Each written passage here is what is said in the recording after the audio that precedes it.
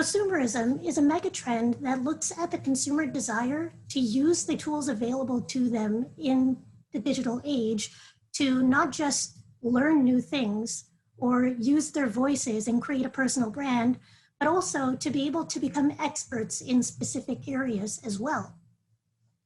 Now, as I said in my introduction, this greatly applies to food because food is very popular on social media. In terms of how popular, well, as of August 2020, #food has over 400 million posts on Instagram, which is greater than the population of the United States. That is a lot of food pictures. And I'm guilty of this as well. Raise your hand or leave a comment in the chat if you've posted a food picture in the last few months. I know I have. As I said earlier, this changes what people want from their food. To share what you're eating on social media means that you're stating it's a part of your personality, it's a part of how you view yourself, it's a part of what you do on a day-to-day basis, which has caused a greater emphasis on how food actually looks. This is what we're seeing in our insight aesthetic eating. In aesthetic eating, we see beautiful presentation elevating the dining experience. Now, before I show examples within this insight, I want to explain what the icons at the bottom mean. You'll be seeing many of these in today's presentation. These are Trend Hunter's insight articles, and each of them receives a score out of 10. So this one has a 4.9. That score is found by leveraging popularity. So how popular is this trend? Activity, how many people are engaging with it? Are they leaving comments? Are they reposting it? And freshness, which speaks to how new it is, how further it's developed over time. You'll also see icons that indicate the gender of the target demographic of this trend, as well as the age group, as well as the location.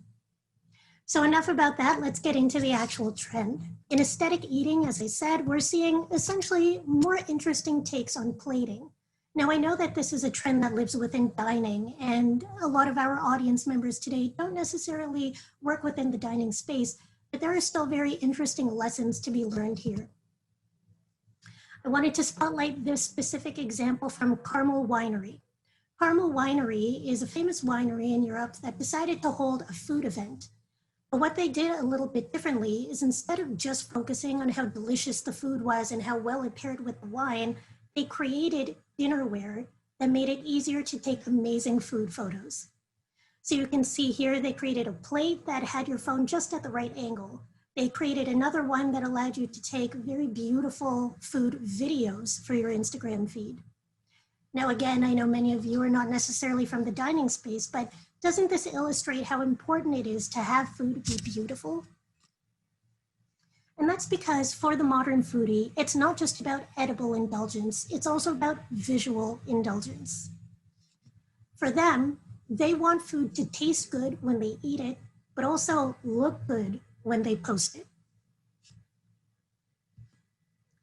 Now, of course, this also applies to the food that they're cooking at home. And during the last few months with the pandemic, people have been cooking at home in greater numbers. This may be why we saw a 30% increase in sales at specialty grocery stores in March 2020, because the assumption is that the more beautiful the groceries are, the more special they are, the more beautiful and special the food will be. In addition to that, almost 70% of millennial moms specifically are purchasing food products that they learn about online. So not only are they posting about food online, they're also consuming food content via social media.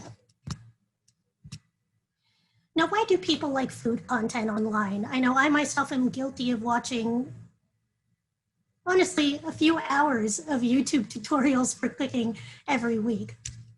Well, first off, there's a visual satisfaction when you're looking at content that has to do with food. It's always quite beautiful. Second, being able to recreate a recipe you see online gives you bragging rights on social media. Third, you get to learn new cooking skills that you can take with you beyond an individual tutorial.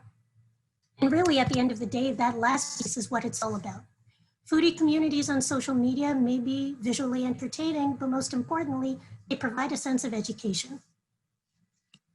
And as I said earlier, this is especially important now, given more than half of all consumers globally say that they're definitely cooking more during quarantine. Now, the insight that pairs with this is educational grocer. Here we're seeing grocery store brands opting in for educational experiences to try to bring that additional value to shoppers.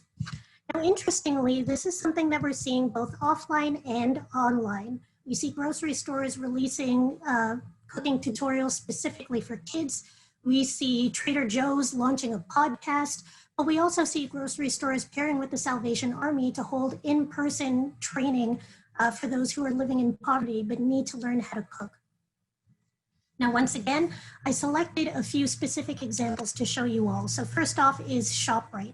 ShopRite has a tutorial app, and ShopRite is a grocery store out of South Africa that is both a portal to tutorials on how to make certain recipes, but also these recipes are shoppable. So if a person is in the app watching the video of how to make classic mac and cheese and they want to buy those products, they can simply tap on the video and order that specific cheese right from the app. Now, another great example of this is grocer branded meal kits. Loblaw and President's Choice, which are Canadian companies, and that's where Trend Hunter is situated, have come together to curate instructional meal kits on a subscription basis. So kind of similar to what you'd see with a HelloFresh, except they also include a private link that a person who receives the kit can go to actually watch that video tutorial as well. I also wanted to show a slightly different example with complementary telenutrition services. So Kroger Health has actually come together to put together a nutrition platform that you can access digitally. It's a service being launched by the healthcare division of the grocery store, and it's a part of a larger food as medicine platform. Essentially, what they realized at Kroger Health is that there were people who were spending more time making their own food during quarantine, but also there were increased health concerns in general, given the state of the pandemic. And so merging those two things, they decided to create a platform that helped people learn how to cook, yes, but also help them understand nutrition and how to make sure that their bodies are strong. So now that takes us to our first polling question. So I'm going to launch the question very quickly.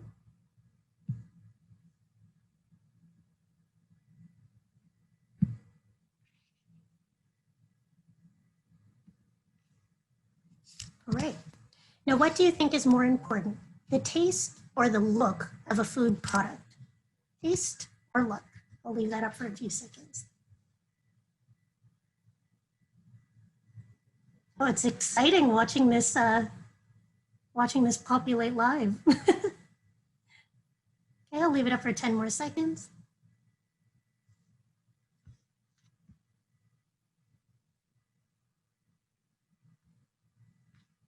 Okay, ready?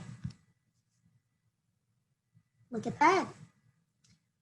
I can't say that I'm surprised. Okay, let's go to the next question.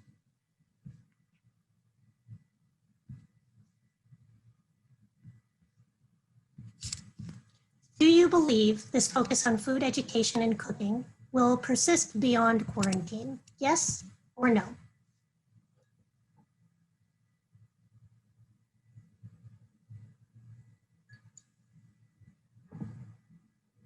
Leave it up for another 10 seconds.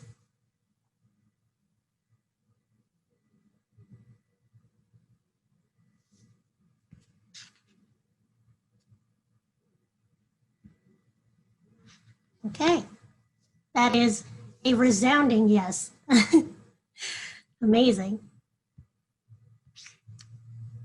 All right, so let's move on to our next section. And that takes us to our next megatrend as well, which is experience. Now, experience is a very popular megatrend at Trend Hunter, and I'm sure it's something that you at your own companies have already started focusing on. But the reason why people care more about experience today is because social media has made it so that people are functioning on a sort of attention sort of currency system. So the use of social media has made it so that when people post something, what they're rewarded with are likes, shares, retweets, not money, but attention.